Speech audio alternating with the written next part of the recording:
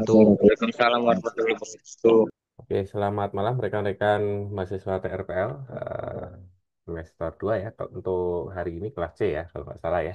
Kita akan melanjutkan materi berkaitan dengan statistika ya, berkaitan untuk melakukan penyajian data ya. Jadi untuk materi ini adalah eh, bagian ketiga ya, atau bagian bagian ketiga dari analisis data ya. Jadi saya izin untuk menyajikan bahan paparannya dulu ya, untuk analisis, visualisasi data ya.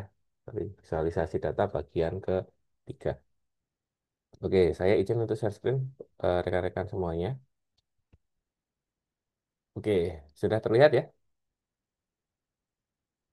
Jadi kita hari ini akan membahas tentang visualisasi data, dan ini merupakan bagian ketiga ya. Jadi minggu minggu yang lalu kita sudah memulai dari bagaimana kita membuat diagram batang, kemudian diagram baris dan seterusnya. Kemudian minggu ini kita akan melanjutkan dengan bagaimana cara melakukan visualisasi data. Ya. Jadi ada beberapa contoh visualisasi data yang akan kita bahas hari ini, meliputi word cloud, kemudian diagram jaringan atau network diagram, kemudian membuat diagram Gantt atau Gantt chart. Ya, biasanya ini digunakan untuk melakukan manajemen proyek ya. Kemudian diagram radar atau radar chart ya. Jadi kalau diagram word cloud itu misalnya ngisi kuesioner itu ya. Apa yang Anda pikirkan tentang AI misalnya, oh, kecerdasan buatan misalnya, oh, artificial intelligence misalnya, ChatGPT misalnya, nanti kan dikumpulkan sehingga akan menghasilkan beberapa apa namanya, awan kata-kata ya, dan yang dia ukurannya paling besar dia yang memiliki data masukan yang paling besar, paling banyak. Kemudian diagram jaringan menyajikan diagram dalam bentuk jaringan. Kemudian diagram Gantt atau Gantt chart ini biasanya digunakan untuk memanajemen proyek ya. Jadi lintasan kritis. Umumnya untuk bikin Gantt chart itu ada timelinenya, kemudian ada apa namanya, subjek-subjek pekerjaannya, kemudian kita lihat untuk umumnya digunakan untuk penjadwalan. Kemudian diagram radar itu untuk melihat nilai apa namanya, nilai dalam bentuk radar ya. Contohnya kalau misalnya kita bikin atau perpanjangan SIM ya, perpanjangan SIM ya. Perpanjangan SIM itu kan kita perlu melakukan tes apa namanya, tes kejiwaan ya, dan juga tes psikotes, sorry ya. Tes psikotes itu kan nanti kita akan mendapatkan hasil tes psikotes itu dalam bentuk radar chart. Atau yang biasanya cowok-cowok itu dulu sering main PES atau FIFA, Gancat itu bisa melihat secara visual statistik pemain yang diharapkan. Misalnya untuk memasang pemain saya, berarti kan yang dipilih dribble, passing, crossing, speednya yang tinggi ya biasanya. Kemudian kalau untuk pemain pemain bertahan biasanya defense-nya, body balance-nya yang tinggi gitu.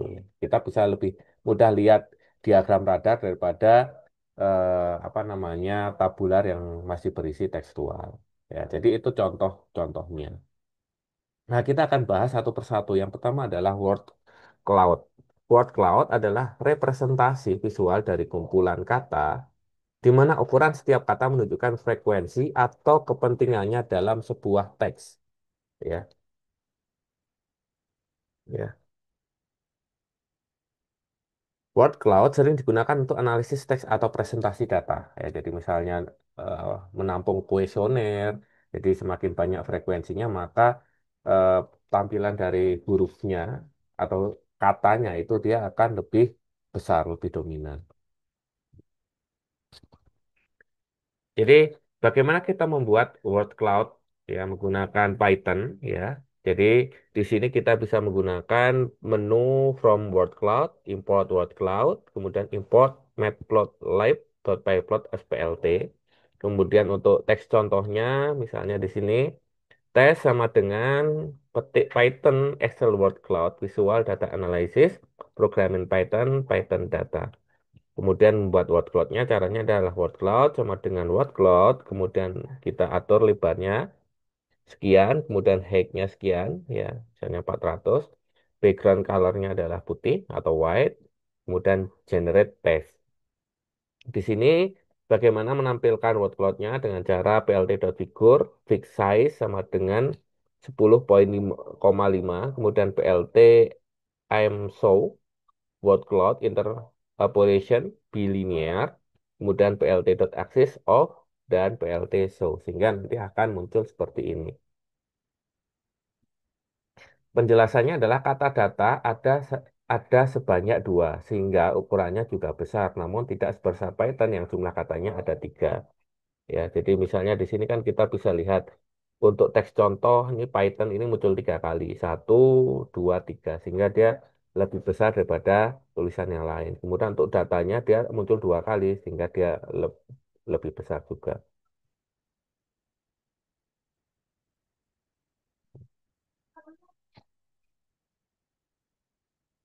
Kemudian yang kedua ya adalah diagram jaringan atau network diagram.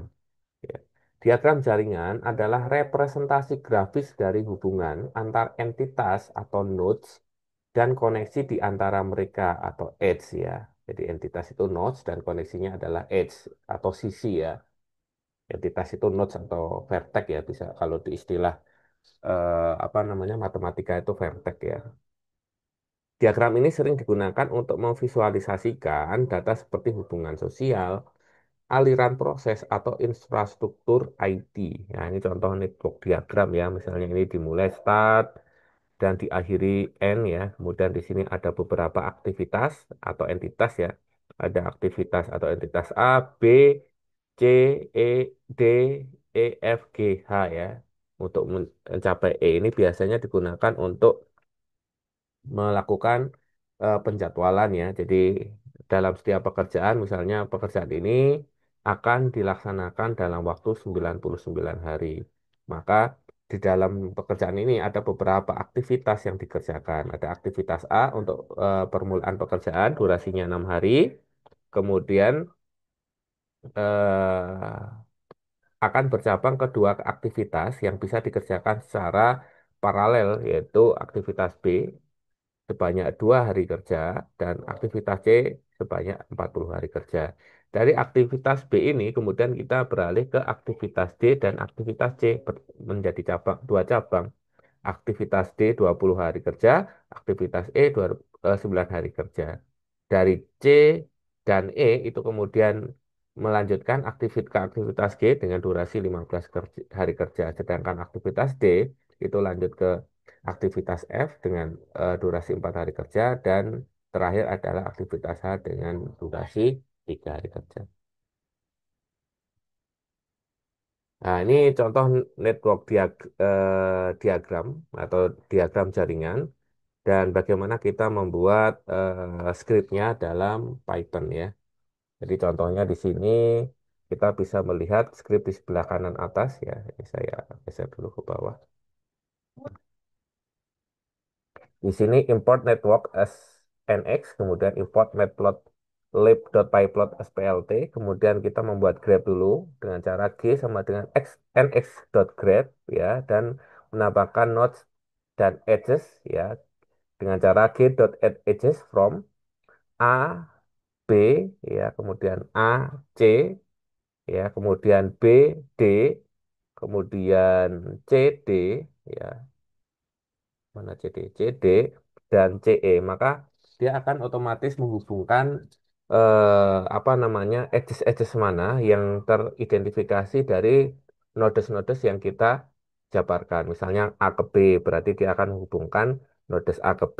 Kemudian A ke C berarti dia akan menghubungkan nodes dari A ke C. Kemudian B ke D berarti B ke D akan menghubungkan nodes B ke D. Kemudian C ke D menghubungkan nodes dari C ke D dan C ke E menghubungkan nodes dari C ke E. Dia bentuknya akan seperti ini. Ya,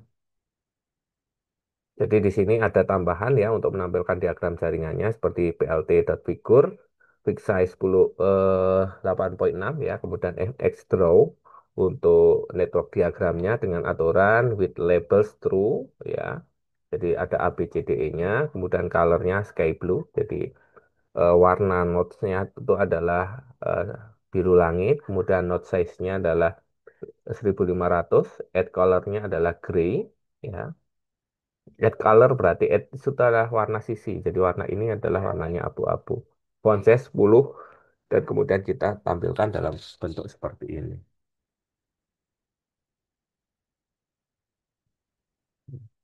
Yang berikutnya kita akan mencoba menampilkan dalam bentuk gancat, ya. Gancat ini contohnya seperti ini. Diagram gancat adalah alat visual yang menunjukkan jadwal proyek dengan menguraikan tugas, durasi, dan urutan dalam bentuk batang horizontal. Ini sering digunakan dalam manajemen proyek untuk melacak kemajuan. Ya, jadi ini contohnya Gantt chart. Ada kolom pertama, itu adalah nama tasknya, kemudian kolom kedua dan seterusnya ini nama timelinenya ya, dari Januari 2019, Februari 2019, Maret 2019 sampai dengan Juli. Ini dibagi menjadi kuartal 1, kuartal 2, dan kuartal 3. Nah, di sini kita di task name-nya ada perencanaan atau planning, research atau riset, design atau desain, kemudian implementation, implementasinya, dan follow up-nya. Nah, itu dijabarkan seperti ini. Biasanya digunakan untuk penjadwalan proyek.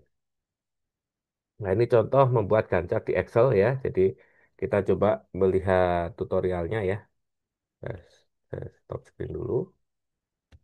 Share screen, share sound. Ya, dah.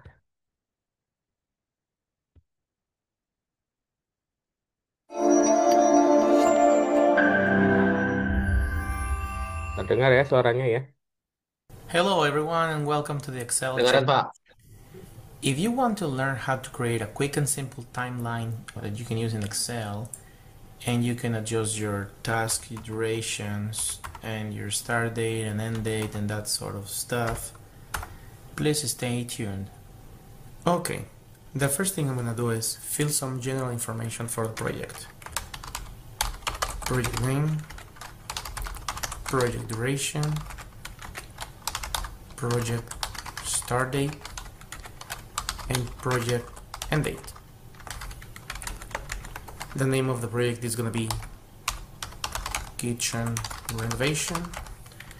I do not know at this point the duration of the project. I do know we want to start on May 1st, 2017.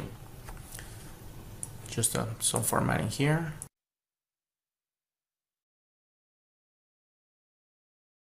The next thing I want to do is start planning my timeline here. So I'm gonna enter a task ID, a task description, a task duration, and start date, and an end date. For this example, I'm gonna use a total of 10 tasks. And let's use some borders here.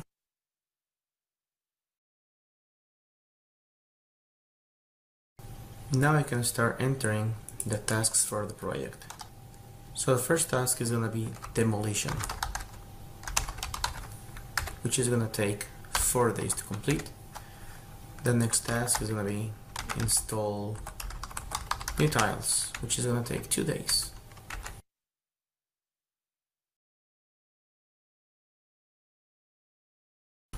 And the final delivery with the customer. It's gonna take a day. The start date for my first task is gonna be May 1st, like we said before. Now, the end date should be equals to the start date plus the duration of the task.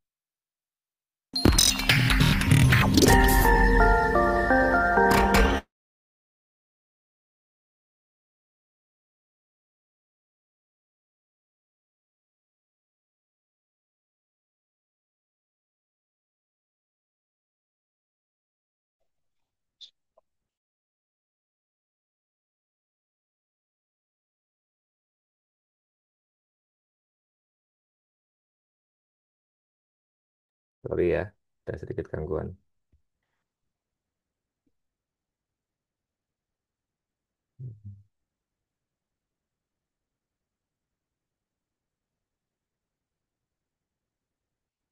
Ya, ini.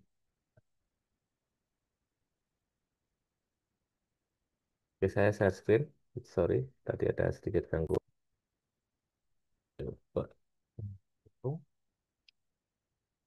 It's 9:15. How am I already underwater? I'm in the same boat.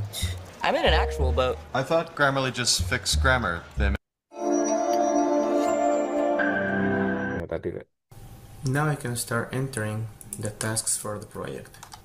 So the first task kedengeran is ya going to suaranya be ya? demolition, Kedengeran nggak which is going to suaranya? take 4 days to complete. Kedengaran, Pak. Next task is going to be install new tiles, which is going to take 2 days.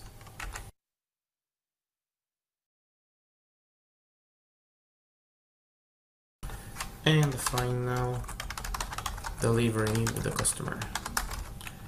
It's going to take a day. The start date for my first task is going to be May 1st, like we said before. Now, the end date should be equals to the start date plus the duration of the task. In this case, demolition is going to last 4 days, therefore the end date is going to be May 5th. For this project, I'm going to assume that I can only start a new task a day after I finish the previous task. That being said, the start date for new tiles should be equals the end date for demolition plus 1 day, therefore May 6th. To get the end date of new tiles, I'm going to use the same formula that I used above, and I'm going to fill down by using Control D. So the end date for install new tiles, it's May 8th, since it's going to take 2 days to complete the task. I'm going to fill down these formulas all the way to my final task. I can see here my start date is May 1st and my end date is May 28th. Now that I have the list of tasks, the duration of each, and the start and end date for each, the next thing I want to do is the timeline. Next to my first table, I'm going to start with my start date, which is May 1st. I don't want the column to be this wide, so I'm going to choose a vertical alignment, 90 degrees, and do some formatting. And then I'm going to drag this column till the end of the month. I now have May 1st until May 31st.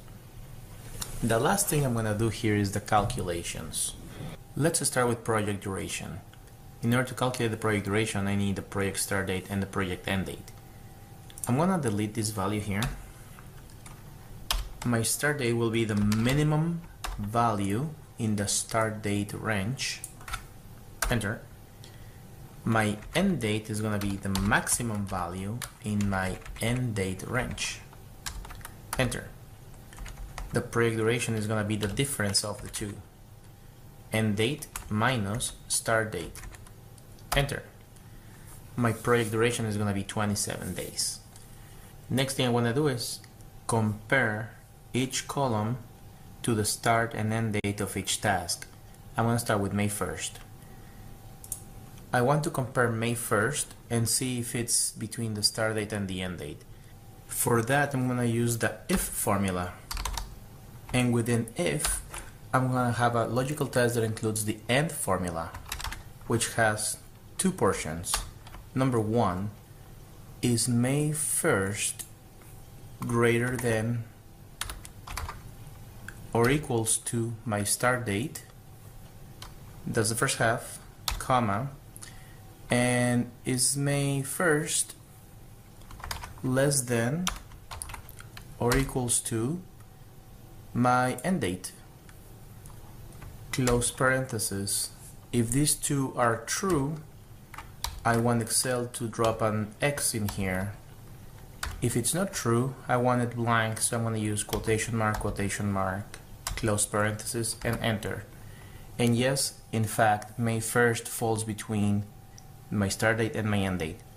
Since I'm going to be copying this formula to the right, I want to lock my column D, and I want to lock my column E. And since I'm gonna be dragging this formula down, I wanna lock my row 5 and my row 5. Enter. When I copy this formula down and to the right, Excel does the trick. So now I have a timeline. The last thing I want to do is change this axis for a nice formatting. So what I'm going to do is select this range. I'm going to use some conditional formatting where I'm going to say if the cells are equal to X, I want to have a green fill, and I'm going to pick the same font color so I don't see an X but instead a green square. Now I have a timeline.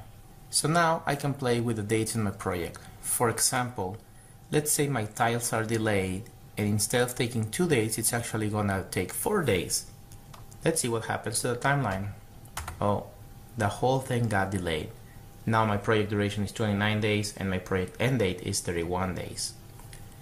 And let's say that installing new cabinetry, it's not gonna be 3 days, it's only gonna be 1 day. Let's see what happens to the timeline. It adjusted automatically. Time for the bonus trick. Let's say your project is delayed by 2 months. So your new start date is no longer May 1st, but July 1st. Let's see what happens to the timeline. Oops, we lost it. Main reason is because on the top we have the month of May. In order to fix this, we're going to say this start date is always gonna equal my start date in this cell. The value in this cell is always gonna be equals my start date plus 1 day. And I'm gonna copy this formula to the right by filling it with Control R. My timeline is back regardless of the start date. So let's say my new date is actually August 1st.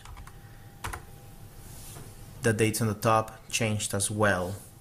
Let's try one more time. Let's say my new start date is October the 1st. When I hit enter, the dates on the top change to the month of October. My new project start date is October the 1st. My new project end date is October 28th. My project duration is 27 days. And I can continue playing with the timeline the way I want. So let's say 5, 3, 3, and it updates automatically. That's it for today. If you have a challenge that you need help with, whether it's at work, at home, or at school, don't forget to put in the comments below. I try to resolve the most common challenges of our viewers and subscribers. Thanks for watching, and I'll see you in our next video.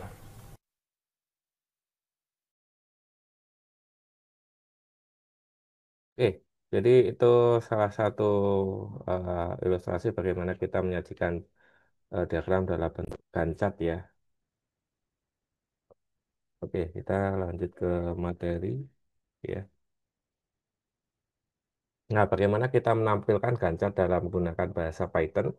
Berarti kita menggunakan import plot fly.figure factory sff, kemudian kita munculkan datanya tax ya. Di sini kita dik tax tugas A, kemudian kita tentukan start dan finish date-nya, dan tax B, tax C, dan seterusnya. Kalau kita mau nambahin taxnya, kita tentukan tax dan finish-nya. Kemudian kita menampilkan atau membuat gancatnya dengan cara fix sama dengan ff.create underscore Gantt tax title diagram Gantt ya, kita menampilkan title diagram chartnya. Kemudian di sini show color bar itu adalah true, kemudian fix show ya, jadi nanti akan tampilnya seperti ini ya. Memang ini agak kurang rapi ya karena ini adalah script sederhana, jadi kalau misalnya teman-teman mau melakukan kustomisasi ya kita perlu menambahkan script-script tambahan.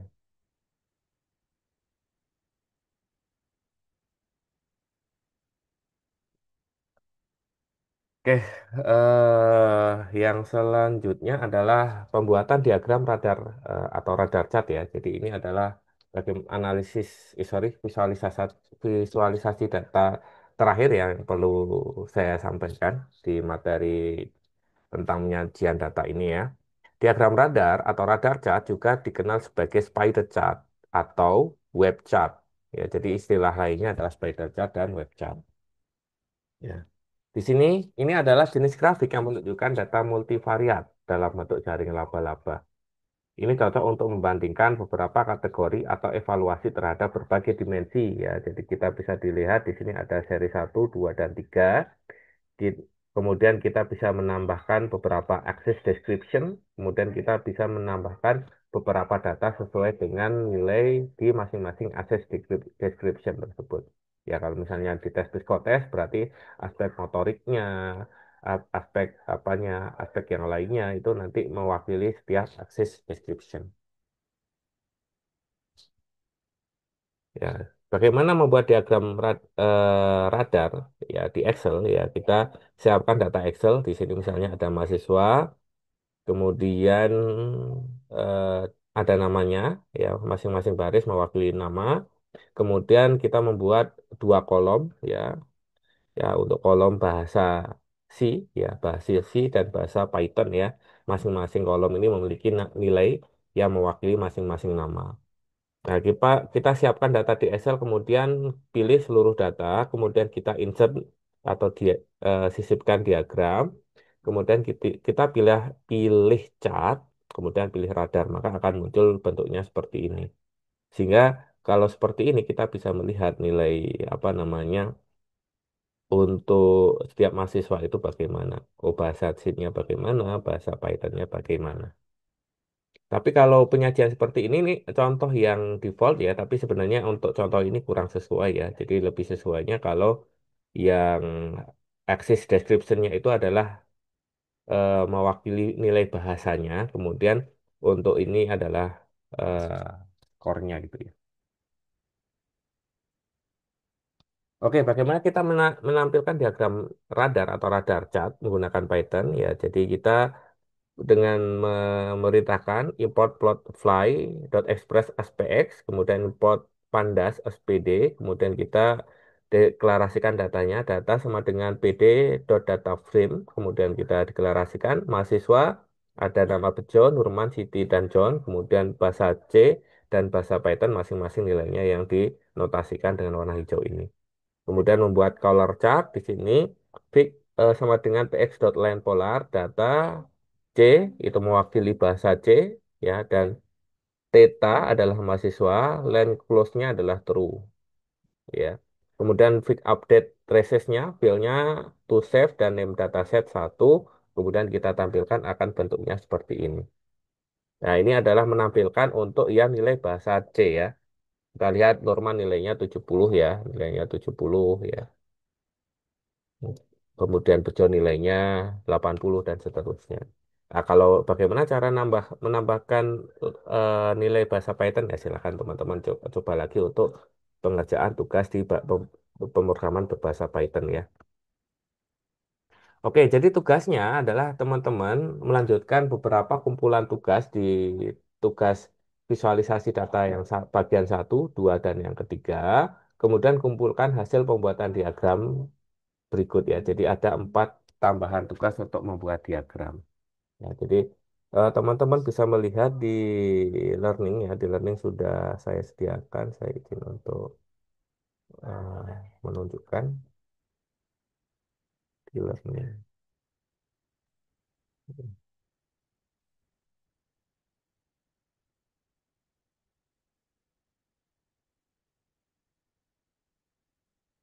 Oke. Jadi di sini ada folder pengumpulan tugas untuk mahasiswa kelas B dan C malam, khususnya di minggu ke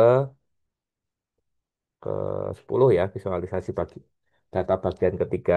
Di sini adalah silakan teman-teman melakukan upload tugas visualisasi data bagian 1 sampai dengan C. Yang diupload adalah file notepad yang diberi nama NIM, nama bd.txt, di mana dalam notepad ini berisi link hasil pekerjaan pembuatan visualisasi data menggunakan Python pada minggu 8 sampai dengan 10 yang dikerjakan di Google Colab, kemudian link folder yang berisi 3 file Excel hasil pembuatan visualisasi visualisasi data dari minggu 8, 9, dan 10 ya. NIM underscore VD1 SLS ya. NIM FD2 SLS dan NIM FD3 SLS ya. Jadi mewakili masing-masing visualisasi data bagian 1, 2, dan 3. Deadline-nya adalah Minggu 8 Juni ya. Jadi saya kira agak agak kurang sesuai ya. Jadi saya sesuaikan dulu. Untuk deadline-nya saya perpanjang sampai tanggal 19. Ini saya perpanjang sampai tanggal mana ya? 10 ya.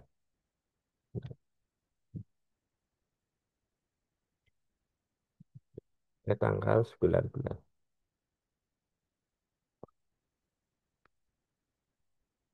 Ya,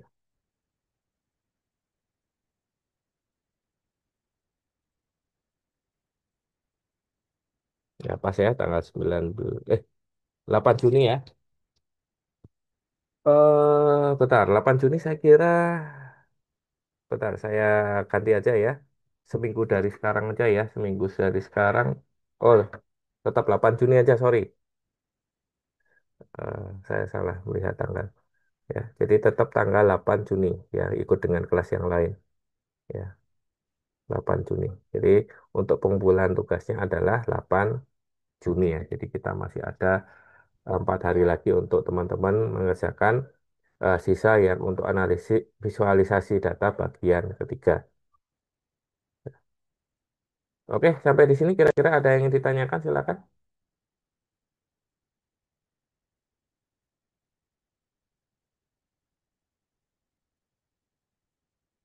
Kalau tidak ada, mungkin saya absen ya teman-teman ya. Mohon untuk kamera dinyalakan dulu untuk saya lakukan absensinya.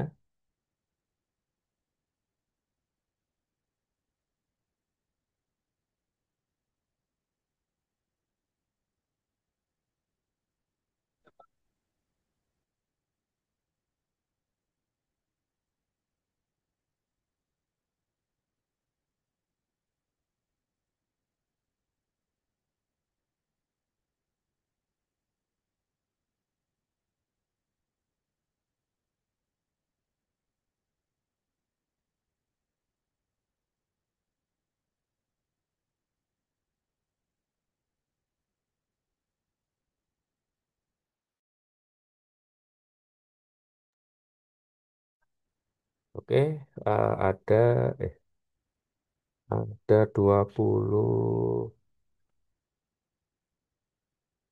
Oh iya, saya stop dulu.